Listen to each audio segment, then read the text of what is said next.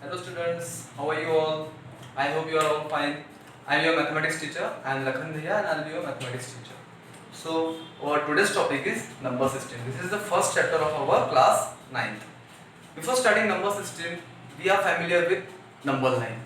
Number line is something which have negative numbers, 0 and positive numbers.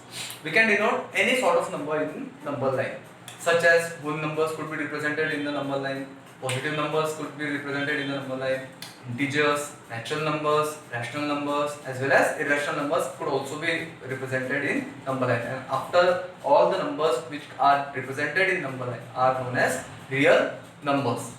Prime numbers, composite numbers, we are familiar with this concept. Okay, so we will start with natural numbers. What are natural numbers? Natural numbers are the numbers which starts from 1 and are up to infinity, and they are denoted by the capital letter N.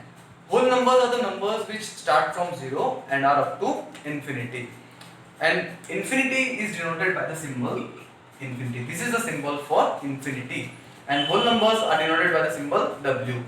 After that, integers. Integers are the number which consist of negative numbers, 0 as well as positive numbers. This side is negative, this side is positive, and the middle is 0.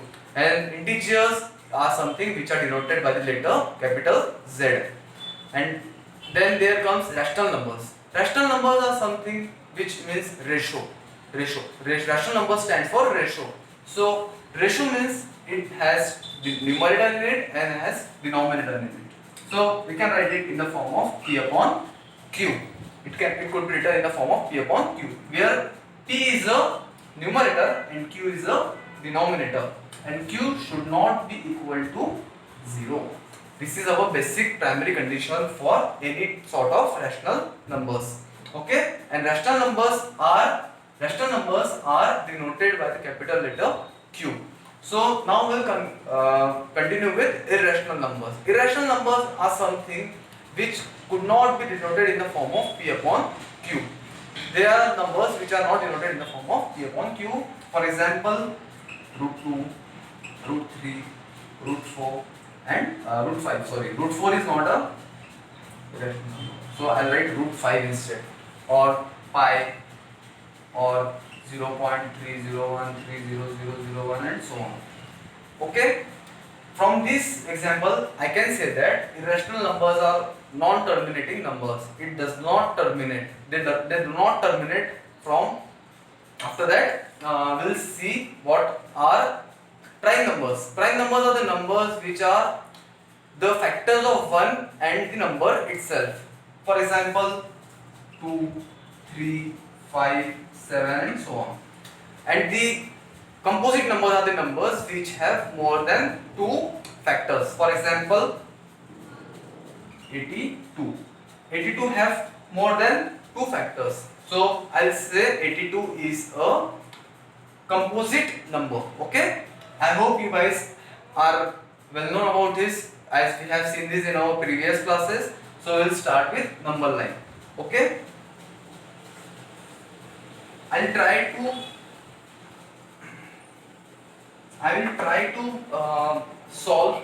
denote root 2 on the number line. Since we all know that the value of root 2 is around 1.41. Okay, so on the number line it would be in somewhere in between 1 to 2.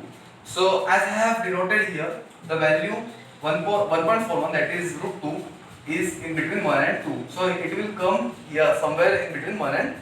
Okay, I hope you guys are familiar with it. So we'll move forward now.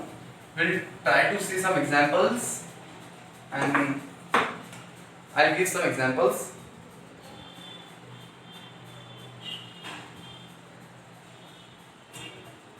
So the first example here is find 5 rational numbers between 1 and 2. I'll have to find 5 rational numbers between 1 and 2. So 1 is our first number and 2 is our second number. I'll have the question is to find 5 rational numbers between 1 and 2.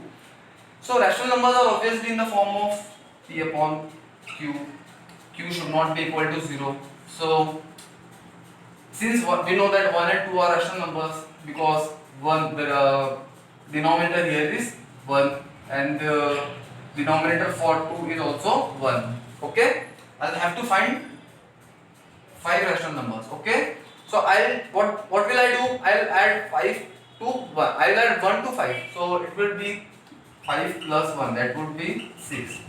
And later on I'll multiply this 6 to both the denominator and to the numerator for both 1 and 2. So I'll write 1 multiplied by 6 upon 1 multiplied by 6. It would give 6 upon 6, and same for 2 upon 1. I'll write 2 multiplied by 6 upon 1 multiplied by 6. That would be 12 upon 6. Okay. So the new numbers, if I reduce 6 upon 6, it would yield 1 only, and if I reduce 12 upon 6, it would yield 2 only. Okay. So now, where are my 5 rational numbers? I can write from 6 upon 6 to 12 upon 6. There are various rational numbers. There are 5 rational numbers. Okay. For me, 7 upon 6 is a rational number. 8 upon 6 is also a rational number. 9 upon 6 is also a rational number. 10 upon 6 is also a rational number, and 11 upon 6 is also a rational number. So these 5 numbers are my rational numbers between 1 and 2. We can find n number of rational numbers between any two given numbers. There are infinitely many rational numbers between any two given numbers. Okay, and we can solve it just by adding. For example, if I have to find 6 rational numbers between 1 and 2, what will I do? I will just simply add 6 plus 1, that would be 7, and I will multiply both the numerator and denominator by 7 to both the numbers. Okay, and I will just write as it is. Okay, this is the example. Let's take another example.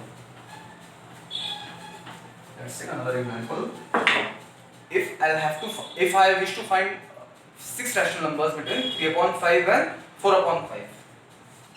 My first number is 3 upon 5 and the second number is 4 upon 5.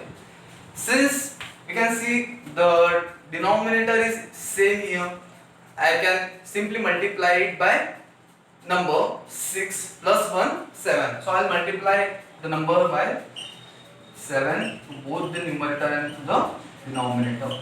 So it would yield 21 upon 5 sevens are 35, and 4 multiplied by 7 and 5 multiplied by 7, that would give 28 upon 35. Okay, so 7 rational numbers are 22 upon 35, 23 upon 35, 24 upon 35, 25 upon 35, 26 upon 35, 27 upon 35. These are my 6 rational numbers between 21 upon 35, 28 upon 35, which means 3 upon 5 and 4 upon 5. Okay, this is another example for finding rational numbers.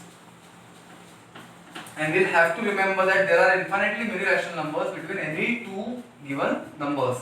If the denominator is not same, we'll have to take LCM and we'll try by solving afterwards. For example, if I take 2 upon 3 and 4 upon 6. Okay, the denominators are not same here. One is 3 and another one is 6. So I will try to take LCM and I will try it by solving that by taking LCM. So the LCM of 3 and 6. The LCM of 3 and 6 is 6. I hope you guys know how to find LCM.